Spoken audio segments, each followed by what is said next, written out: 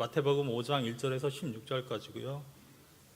교독하겠습니다. 제가 1절을 먼저 읽겠습니다. 예수께서 무리를 보시고 산에 올라가 앉으시니 제자들이 나아온지라.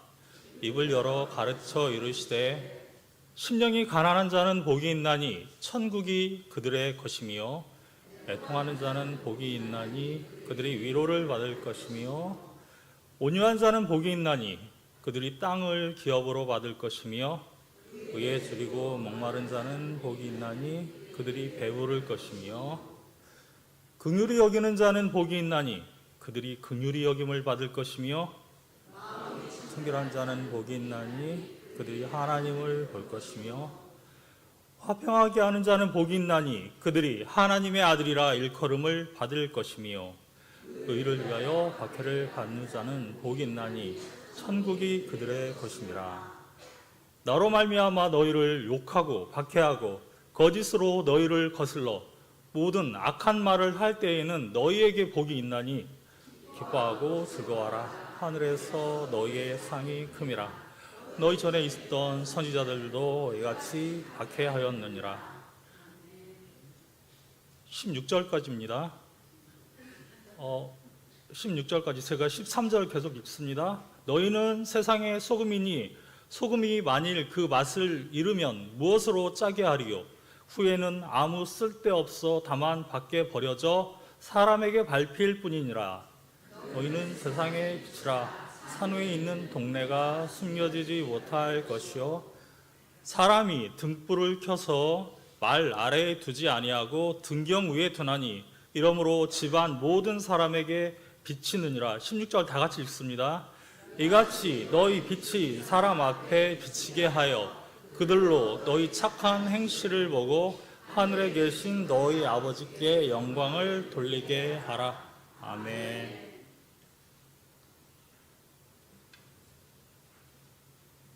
오늘 우리가 함께 읽은 마태복음 5장 1절에서 16절은 보통 산상설교라고 우리가 부르는 혹은 산상수훈이라고 부르는 그러한 말씀입니다. 제가 오늘 말씀을 드리는 것은 세 가지로 나눠서 말씀을 드릴 것입니다. 첫 번째는 마태복음에 대해서 잠깐 말씀을 드릴 것입니다. 그 다음에 우리가 오늘 읽은 이 산상설교의 앞부분입니다. 저희가 읽은 부분은. 그런데 이 산상설교가 뭔지 전체에 대해서 잠깐 말씀을 드리겠습니다. 그리고 나서 마지막으로 우리가 읽은 이 본문에 대해서 잠깐 말씀을 드리겠습니다. 설교가 엄청 길어질 것 같다고 너무 긴장하지는 마시고 되게 짧게 제가 끝내보도록 노력하겠습니다. 마태복음을 여러분이 한번 읽어보셨으면요 특징이 있는 것을 발견할 수 있으실 겁니다. 예수님에 대한 이야기 그리고 예수님에 대한 가르침 이것이 교차적으로 나오는 것을 여러분이 보실 수 있습니다. 예를 들면 다음과 같습니다. 1장에서 4장까지 읽다 보시면 무슨 얘기가 나옵니까? 예수님께서 태어나시고 세례 요한이 태어나서 사역을 하고 예수님께서 세례를 받으시고 광야에서 시험을 받으시고 이제 본격적인 사역을 시작하시는 예수님에 관한 이야기가 나옵니다.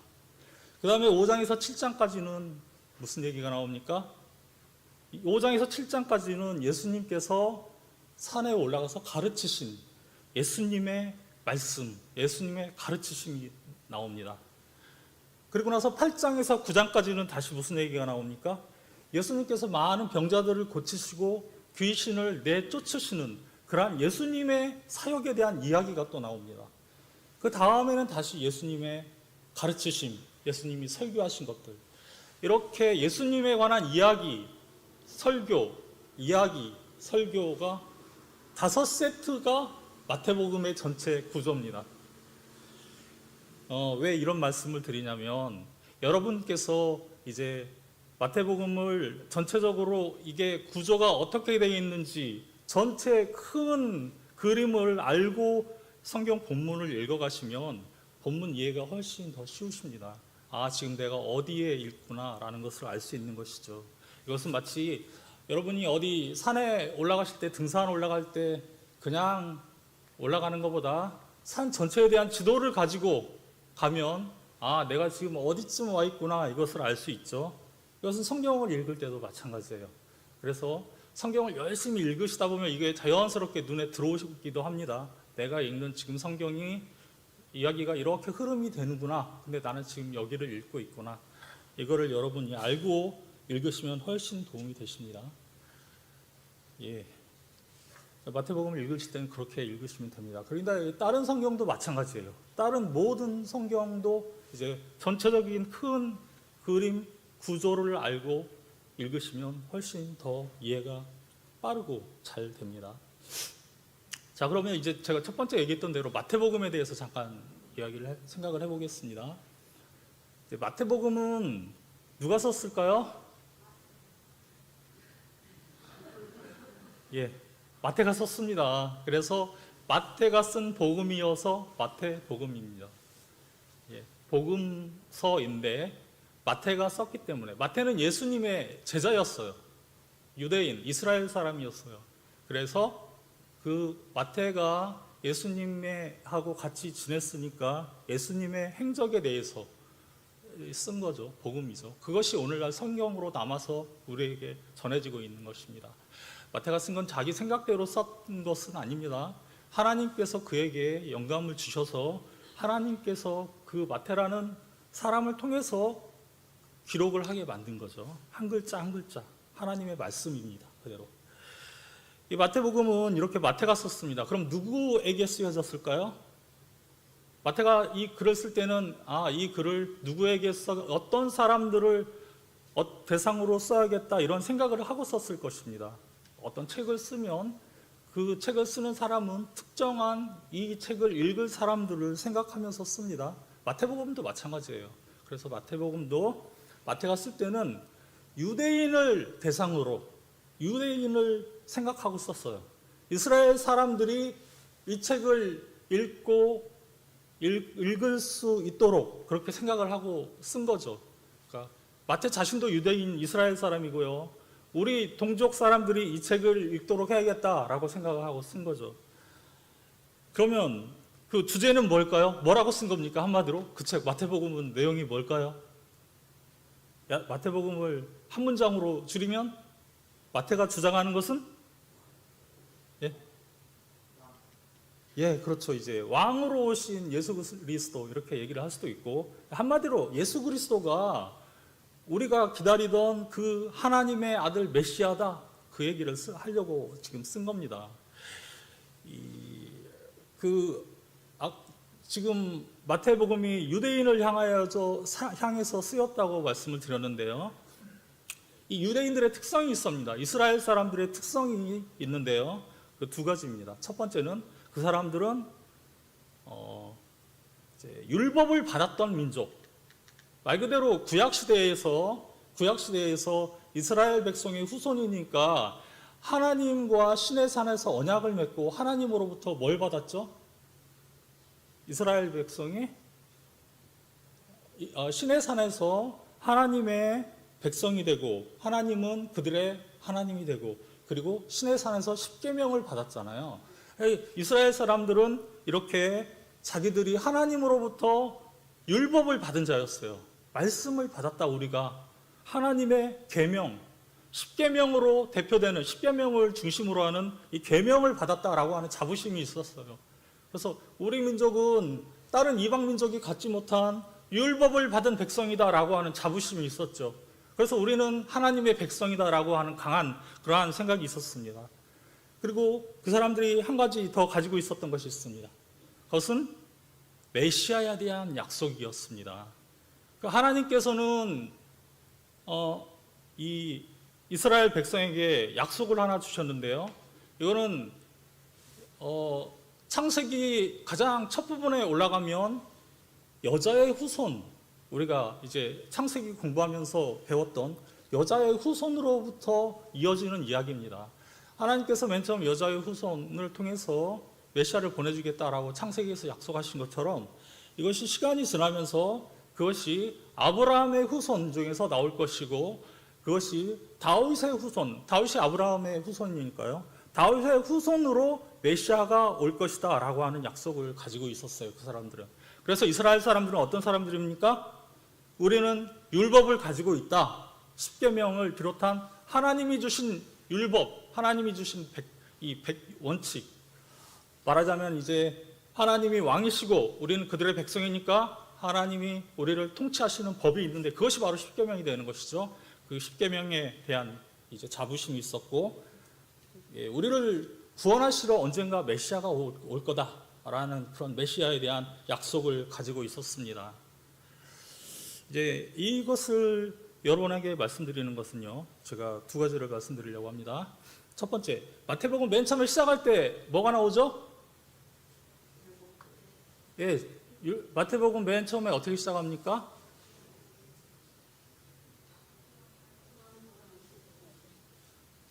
하나님의 아들 예수 그리스도의 세계라, 예전 번역에서는 세계라 이렇게 돼 있고 지금은 계보라 그렇게 돼 있고 족보가 쭉 나옵니다. 왜 족보를 마태복음 맨 앞에 마태가 썼을까요? 마태가 마태복음을 쓸 때 왜 족보를 맨 앞에 썼을까요? 왜냐하면 이스라엘 사람들이 이 책을 보고 이 족보를 보고 뭘 판단하겠습니까? 이 족보를 통해서 예수 그리스도의 족보를 말 그대로 아브라함과 다윗의 후손이다라고 마태가 지금 그것을 증거로 제시하고 있는 거죠. 지금 아브라함부터 쭉 족보를 쭉 적고 있잖아요. 그래서 족보를 쭉 따라가다 보니까 예수 그리스도가 아브라함의 후손이고 다윗의 후손이다라고 하는 것을 족보를 통해서 증거를 보여주는 거지 않습니까? 그러니까 이스라엘 사람들은 아브라함과 다윗의 그 족보, 그 후손 중에서 메시아가 올 거다라고 생각을 하고 있는데 이제 마태는 그거를 증거를 제시하고 있는 거죠. 자, 예수 그리스도라고 하는 예수라고 하는 사람이 왔는데 그 사람이 바로 우리가 기다리던 메시아다. 그 증거가 뭐냐? 우리가 아브라함과 다윗의 후손으로 메시아가 올 거라고 믿고 있지 않았냐? 그 약속을 받지 않았냐? 그런데 자 봐라. 예수 그리스도의 족보가 실제로 그것을 증거하고 있지 않냐? 지금 마태복음이 그래서 맨 앞에 족보가 딱 붙어 있는 겁니다. 그래서 마태는 이 이스라엘 사람들, 아브라함과 다윗의 후손으로 메시아가 올 거라고 믿었던 그 사람들에게 증거를 제시하고 있는 거죠. 자, 예수 그리스도가 메시아다라고 하는 증거를 제시하고 있는 겁니다. 제가 오늘 이제 산상설교도 이제 사실 율법에 대한 가르치심이에요. 예수님께서 율법에 대해서 가르치시는 건데 아까 이스라엘 사람들이 어떤 사람들이라고 했습니까? 첫 번째는 그 메시아에 대한 약속, 그 다음에 율법을 받은 사람이라고 했잖아요. 그런데 이제 마태복음에 나오는 예수님의 첫 설교죠. 이 설교도 결국 그래서 산상설교가 등장하는 것이 율법에 대한 설교예요. 그러니까 이스라엘 사람들은 마태복음을 읽으면서 어떨까요?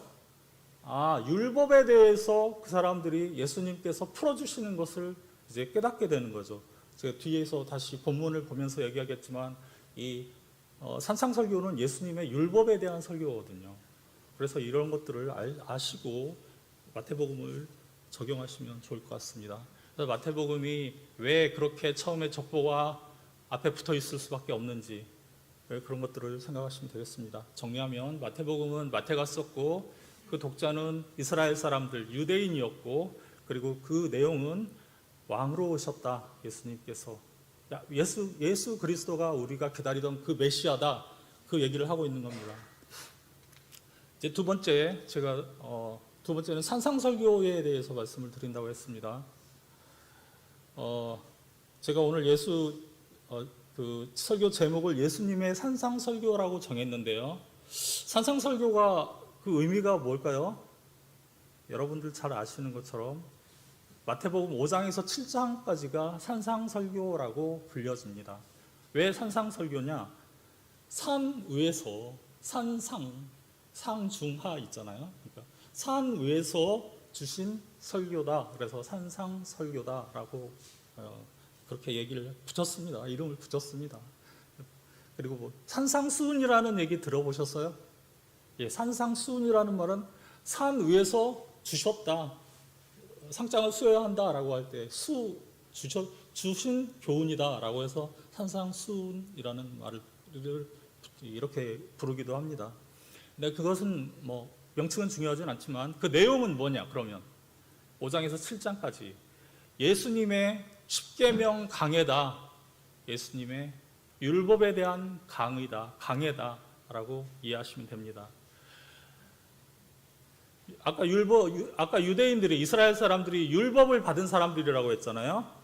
그런데 사실 예수님 당시에 유대인들은 지금 십계명을 비롯한 여러 가지 계명들에 대해서 오해하고 있었어요. 지금 하나님의 율법을 받긴 받았는데 그 율법에 대해서 이해를 못하고 있었어요. 그러니까 예수님께서 지금 이 산상수훈을 통해서 여기에서 지금 너희가 가지고 있는 율법, 너희가 이해하고 있는 율법에 대해서 지금 오해하고 있다라고 하면서 율법에 대해서 강의하시는 것이 바로 산상설교예요.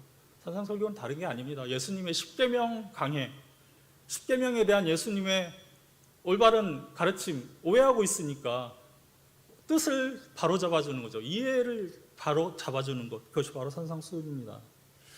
그래서 이제 산상수훈도 세 부분으로 나누옵니다. 서론, 본론, 변론. 서론은 우리가 오늘 읽은 부분입니다. 5장 1절에서 16절까지가 서론인데, 이 서론은 이제 저희가 뒤에서 보겠지만, 말 그대로 그리스도인들이 누구냐, 또 그리스도인들은 어떠한 소명을 가지고 있느냐. 팔복을 통해서는 그리스도인들의 정체성, 그러니까 예수를 믿는 사람들, 그리스도인이라고 하는 하나님 나라의 백성이라고 하는 사람들은 도대체 어떤 사람들이냐, 그것을 팔복을 통해서 설명을 하고요. 그 뒤에 소금과 빛의 비유가 나오는데 그것을 통해서는 그 사람들에게 주어진 소명은 뭐냐, 세상에서 어떻게 살아가야 되고 무엇을 위해서 살아가야 되느냐, 그것을 먼저 얘기를 하고 있습니다. 그 다음에 본론에서 이제 얘기를 하고 있는 것이 예수님의 십계명 강해라고 말씀을 드렸죠. 그러니까 그리스도인들이 막상 세상에서 살 때는 어떻게 살아야 되는가, 구체적으로요, 삶의 한 가지에서. 그것은 한마디로 이제 말씀을 드리면 십계명을 실천하는 삶. 그런데 십계명을 문자적으로 해석해서 사는 것이 아니라 그 십계명의 정신을 바탕으로 실천하는 삶을 얘기하고 있습니다. 이스라엘 사람들이 십계명을 주니까 그것을 문자적으로만 해석해서 이제 살인하지 말라라고 해서 살인 안 하고 나는 살인 안 했으니까 죄가 없다 이렇게 생각을 하는데, 예수님은 오셔서 말씀하시죠. 너희가 살인하지 말라라고 하는 계명을 예전에 들었지 않았냐? 그렇지만 나는 너희에게 말한다. 다른 사람을 향하여 미워하는 것, 그것도 죄다. 지금 예수님이 지금 다시 해석을 해주시고 계신 것입니다. 십계명을 문자적으로 실천하는 것이 아니라 지금 십계명에 주신, 원래 하나님이 주신 목적, 하나님이 주실 땐 그 뜻으로 주신 게 아닌데 그 뜻을 바로 깨달아서 십계명의 정신을 바탕으로 실천하는 삶, 그것을 얘기하고 있습니다. 그것은 우리가 오늘 저희가 읽지 않았기 때문에 그 부분까지 제가 다루진 않겠습니다. 어쨌든 그것을 우리가 계명을 문자적으로 지키는 것이 아니라 계명의 정신을 따라서 그 우리의 마음 있는 마음 그대로 마음을 다해서 그렇게 지켜라 라고 하는 것이죠. 그리고 마지막으로 결론부에서 7장 13절에서 29절까지가 결론부인데, 거기서는 이제 산상설교의 내용을 실천하도록 하기 위해서 경고하고 적용하심으로써 그렇게 마무리를 하고 있습니다. 제가 오늘 세 가지를 말씀드린다고 했습니다. 마태복음에 대해서 말씀드린다고 했고, 찬상 설교에 대해서 말씀드린다고 했고, 이제 오늘 본문에 대해서 말씀드린다고 했는데, 두 가지는 말씀을 드렸죠. 마태복음에 대해서는 마태가 이스라엘 백성을 향하여서 쓴 예수님이 그리스도시다라는 책이 마태복음입니다. 산상수훈은 예수님의 십계명에 대한 올바른 재해석, 이스라엘 사람들에게 주는요 라고 하는 것이고요. 그러면 이제 오늘 본문을 드디어 보겠습니다. 네. 오늘 먼저 예수님께서는 팔복을 얘기하십니다. 팔복은 여러분 많이 들어보셨죠? 예, 많이 들어보셨을 겁니다. 팔복을 이해하실 때 이제 구조적으로 앞에 4개의 복, 그리고 뒤에 4개의 복이 서로 짝을 이루고 있음을 여러분이 잘 생각을 하시면서 읽으시면 조금 이해가 쉬울 것입니다. 맨 먼저 3절에 심령이 가난한 자에 대해서 나오는데요. 이것은 그냥 가난한 사람들이 아니라 영적으로 가난한 사람들, 영적으로 가난한 정도가 아니라 아예 파산 선고받은 사람들, 그런 사람들을 얘기하는 겁니다. 이런 사람들은 자기가 영적으로 파산 상태에 있다는 것을 생각하면 어떻게 할까요? 이런 사람들은 갈 데가 없습니다. 하나님을 의지할 수밖에 없습니다.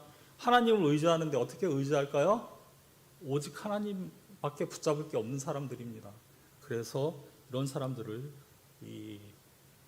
자신의 죄를 인식하고 자신의 영적 상태를 인식하고 이렇게 자신의 하나님 앞에서의 빈곤을, 영적 빈곤을 느끼는 사람들이, 이렇게 심령이 가난한 사람들이, 그 사람들이 바로 그리스도인들이다. 지금 그 얘기를 하고 계시는 겁니다. 그 사람들이 천국 백성이다.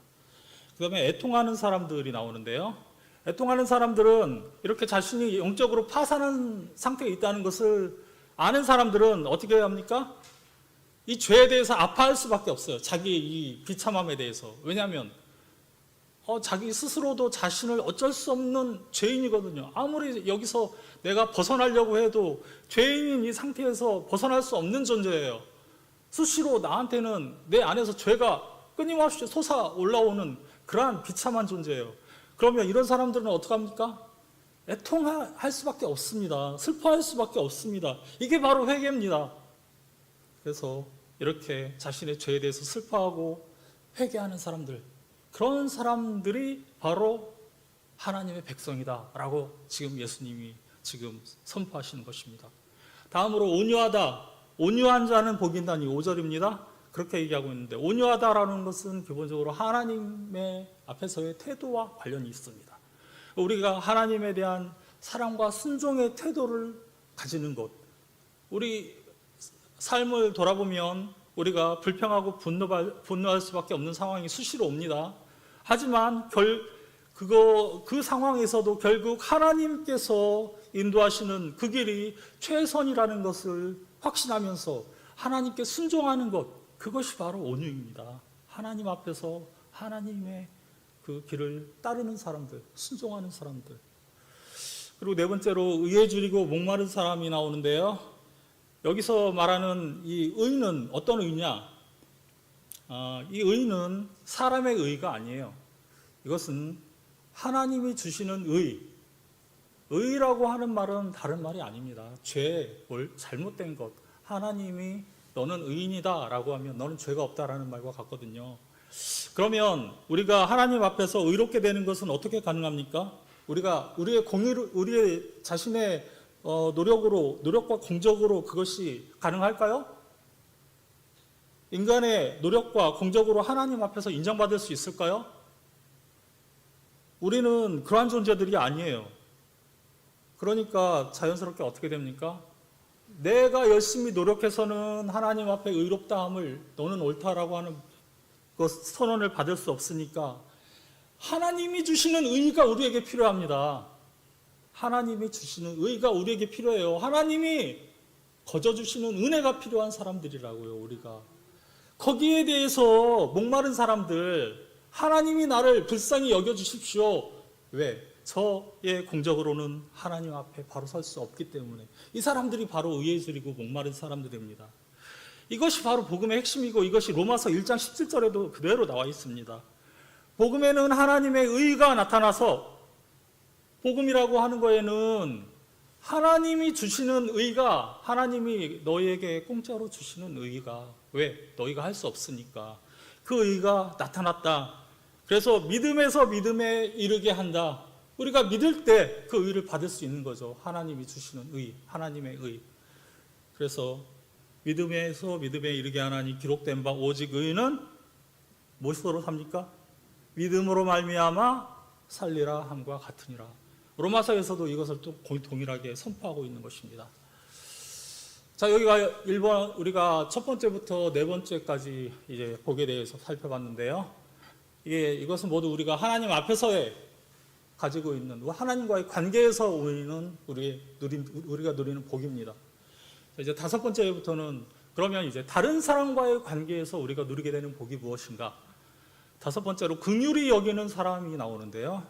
이것은 말 그대로 사랑을 실천하는 거죠. 사랑은 범위가 더 넓지만 특별히 불쌍한 사람들에게 사랑을 실천하는 것이 긍휼을 실천하는 것입니다. 이것은 우리가 스스로 할 수 없고 하나님으로부터 받은 그 긍휼과 사랑을 우리도 동일하게 다른 사람에게 나눠주는 것입니다. 이것이 긍휼히 여기는 사람이에요.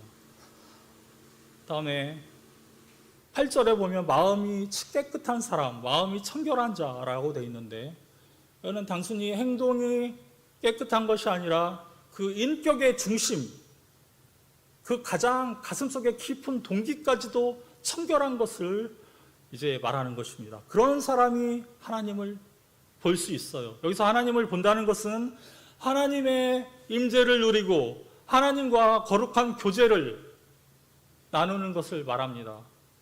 하나님은 지금 이 순간에도 이 세상 어느 곳에든지 충만하게 영으로서, 순결한 영으로서 임재하시는 분입니다. 그러나 우리가 과연 항상 하나님의 임재를 느낄 수 있습니까? 우리 인간이 하나님 앞에 서려면 우리가 하나님의 은혜를 받고 우리가 하나님 앞에 온전히 서야만 됩니다. 하나님을 볼 수 있으려면. 그래서 시편 23편에도 이 구절이 동일하게 나옵니다. 시편 23편 3절인데요. 여호와의 산에 오를 자 누구며 그의 거룩한 곳에 설 자가 누구인가? 곧 손이 깨끗하며 마음이 청결하며 뜻을 허탄한 데 두지 아니하며 거짓 맹세하지 않는 자로다. 그의 거룩한 곳에 설 자가 누구인가? 손이 깨끗하며 마음이 청결하며. 여기서도 동일한 얘기를 하고 있는 거죠. 자, 일곱 번째로 화평하게 하는 자는 그런 말 그대로 평화를 만드는 자죠.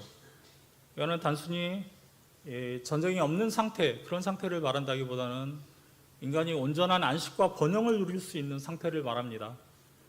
하나님과의 바른 관계가 기초가 돼서 하나님과의 화평을 누려야 그것이 다른 사람과의 관계에서도 그대로 화평으로 드러나는 것이죠.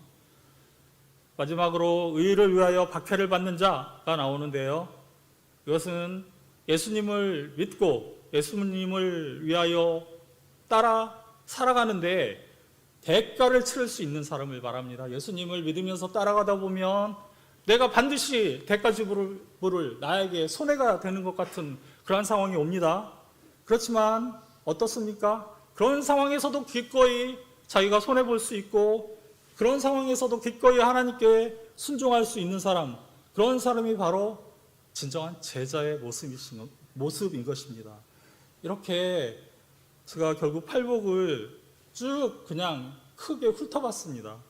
그런데 이 팔복은 이제 하나님의 정체성을 드러냅니다. 하나님 나라의 백성의 정체성. 하나님을 믿는 그 하나님 나라의 백성들은 어떤 사람들이냐? 이 첫 번째 이 심령이 가난한 자라고 하는 복에서부터 여기서 예수님이 말씀하신 의를 위하여 박해를 받는 자라고 하는 이 8가지 복이 따로따로 여러분이 따로따로 묵상을 하셔도 그 자체로도 은혜가 되지만 하나님 나라의 백성, 그 백성들에게는 이 8가지 복이, 8가지 특성이 그대로 인격적으로 드러나는 거죠. 이게 따로따로가 아니에요, 여러분. 그래서 2가지, 이 팔복은 이제 모두가 연결되어 있다는 것, 이것이 첫 번째고요. 그 다음에 그 순서에도 의미가 있어요. 그래서 영적으로 먼저 슬퍼해야, 자기의 복에 대해서 아파해야 그 다음에 어떻게 할 수 있습니까? 애통할 수 있죠. 애통하고 하나님 앞에 나가야 어떻게 할 수 있습니까? 온유해질 수 있습니다. 하나님께 순종할 수 있어요. 그리고 나서 하나님이 주시는 의를 그 다음에 우리가 간구하고 하나님이 주시는 의를 거기에 목말라 하는 자들이 되는 겁니다. 그리고 나서 사람들과의 관계에서도 우리가 누리는 이 복이 드러나는 것입니다. 그래서 이 팔복이 총체적으로 결국 한 우리 그리스도인들의 모습이 어떠해야 되는가를 그대로 드러내주고 있고, 이것이 순서적으로도 의미가 있다. 이것을 잘 기억하시기 바랍니다. 이제 소금과 빛의 뒷부분이 소금과 빛에 대해서 이야기를 하고 있는데, 이 부분에 대해서 간단하게 제가 말씀을 드리겠습니다. 여기서는 이제 교회의 사명에 대해서 말하고 있어요. 우리 한 사람 한 사람이 신앙 공동체를 이제 이루고 교회 안으로 들어왔는데, 여기서 우리는 소금과 등불과도 같은 존재라고 예수님께서 이 본문에서 말씀하십니다. 이 소금하고 등불이 어떤 존재들입니까? 이 세상에서 이 소금과 등불이 없어서는 안 되는 존재들이에요. 반드시 있어야만 됩니다. 소금이 없으면 음식이 맛을 낼 수 없어요. 음식이 예전에는 냉장고가 없던 시절에는 이 소금을 통해서 오랫동안 보관할 수 있었어요. 그래서 이러한 음식이 부패하고 그리고 맛을 낼 수가 없습니다. 등불이 없으면 어떻게 됩니까? 지금이야 전기가 많이 들어오지만 등불이 없으면 어둠에 갇힐 수밖에 없습니다. 어둠을 밝혀줄 그러한 그 존재가 없어요. 그런 것들이 없어요. 근데 예수님께서는 너희가 그런 존재들이다. 그러니까 예수님께서는 자, 너희가 나를 믿었으니까 세상에서 따로 떨어져 나와서 따로 살아라, 이게 아니라 세상 속으로 들어가서 세상에서 해야 될 너희의 역할이 있다라고 지금 이야기를 하고 계신 것입니다. 우리는 세상에서 예수님을 영접하고 예수님을 믿지만 세상 사람들과 어울려서 살 수밖에 없는 존재들이에요. 그들에게 영향을 받기도 하고 우리가 그들에게 영향을 주기도 하고 이렇게 하면서 살아가요. 그들에게 안 좋은 영향을 우리가 받고 흔들릴 수도 있지만 우리의 선한 영향력을 통해서 우리 사회가 정화되고 그들에게 하나님을 드러낼 수도 있는 우리가 그런 존재들입니다. 우리가 그렇게 세상 속에서 사는 존재들인데 하나님께서는 뭐라고 얘기하고 계십니까? 너희가 빛과 소금처럼 세상에서 살아라. 너희의 착한 행실을 보고, 그래서 16절에 보면은 너희 착한 행실을 보고 세상 사람들이 너희 아버지께 영광을 돌리게 해라. 하나님을 인정하게 해라. 그 사람들이 하나님이 어떤 분이신지 그 사람들이 깨닫도록 해라. 그것이 우리에게 주신 소명이 되는 것입니다. 마지막으로 적용하고 마치겠습니다. 모든 사람들은 행복하기를 원하는 것 같아요. 맞습니까? 인간은 행복을 추구하는 존재예요. 그거는 하나님이 우리에게 만드실 때 그렇게 만들었습니다. 근데 오늘날 세상 사람들은 이제 세상 사람들뿐만 아니라 우리 그리스도인들은 어디에서 행복을 추구하고 있습니까? 한번 잘 생각을 해보십시오. 우리의 행복이 어디에 있는지. 세상 사람들이 지금 무엇이 어떤 것이 가장 큰 행복이라고 말하는지. 그런데 이것이 지금 시대뿐만 아니라 지금으로부터 한 50년, 100년 전만 해도 그 사람들의 생각은 어떻습니까? 그 사람들이 생각하는 행복은 다른 거였어요. 우리가 생각하는 것보다 다른 거하고 다른 거였어요. 시대에 따라서 지금 인간이 어디에서 무엇을 통해서 행복해질까 하는 것이 계속 바뀌는 겁니다. 이것은 지금 우리도 세상에 지금 2024년을 지금 살고 있는 동안에 세상의 가치관에 우리가 영향을 받게 되면 우리의 행복을 세상 사람들이 찾는 데서 찾을 수밖에 없는 존재들이 됩니다. 그러면 우리의 행복을 어디서 찾아야 될까요? 시간의 영향을 받지 않는 진리에서 찾으면 됩니다. 그렇겠죠? 성경 말씀은 시간이 지나도 변하지 않는 진리입니다. 그래서 오늘 성경이 무엇을 통해서 행복을 찾으라고 선언하고 있습니까? 어떤 사람이 복이 있다라고 얘기하고 있습니까? 어떤 사람들이 행복한 사람이다라고 얘기하고 있습니까?